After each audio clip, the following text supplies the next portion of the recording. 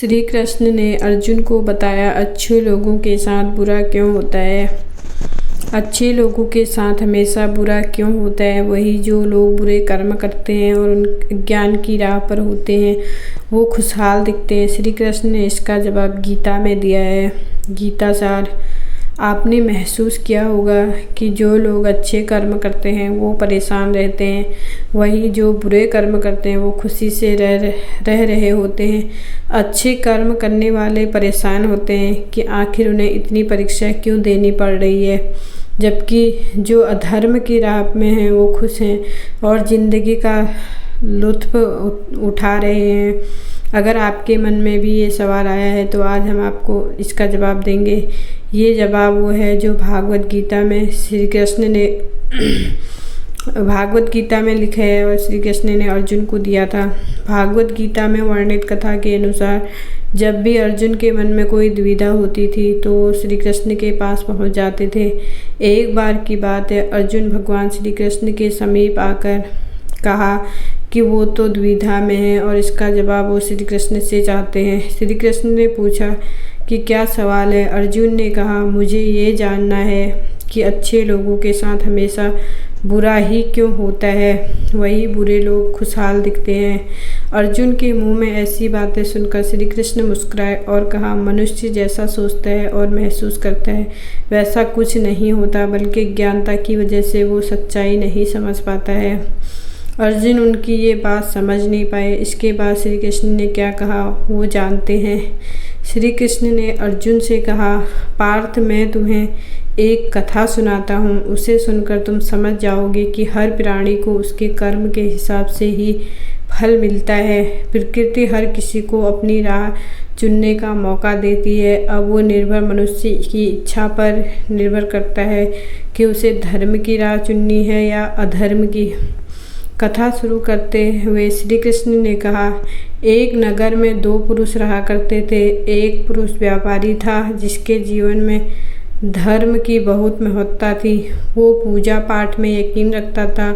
वो हर रोज़ मंदिर जाता था और दान धर्म भी करता था और हर रोज़ भगवान की पूजा करता था। वहीं दूसरा पुरुष बिल्कुल विपरीत था। वो हर रोज़ मंदिर तो जाता था लेकिन पूजा करने नहीं, बल्कि मंदिर के बाहर से जूते चप्पल चुराने। उसे दान और धर्म से कोई लेना देना नहीं था।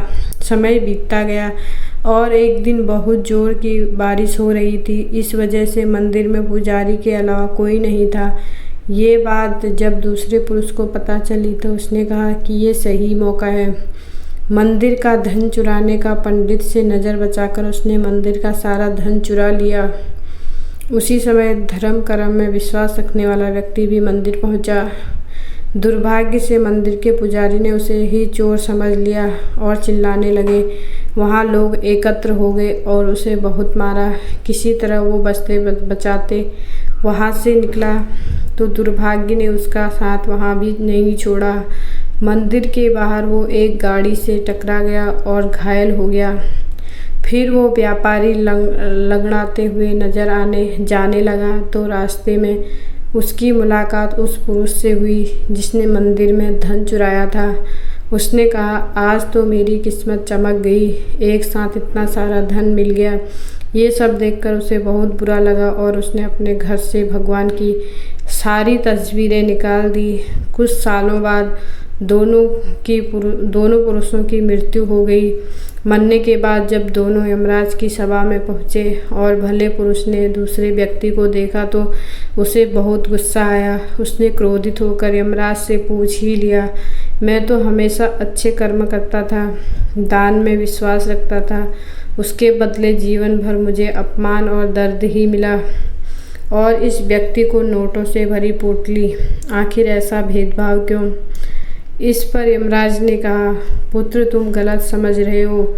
जिस दिन तुम्हारी गाड़ी से टक्कर हुई थी वो दिन तुम्हारे जीवन का आखिरी दिन था, परंतु तुम्हारे अच्छे कर्मों की वजह से तुम्हारी मौत सिर्फ एक छोटी सी चोट में बदल गई।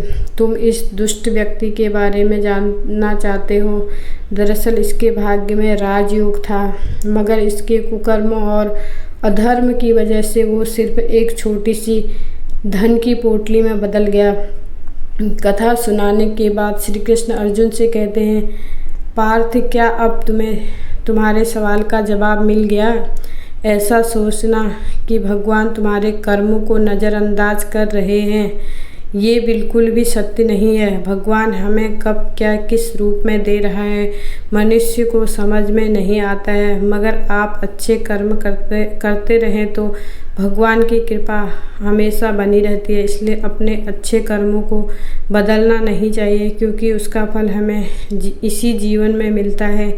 इसलिए मनुष्य का फर्ज है कि वो हमेशा अच्छे कर्म करते रहे, क्योंकि श्री कृष्ण ने गीता में भी बताया है कि किसी के द्वारा किया गया कर्म बेकार नहीं जाता, चाहे वो अच्छा हो या बुरा।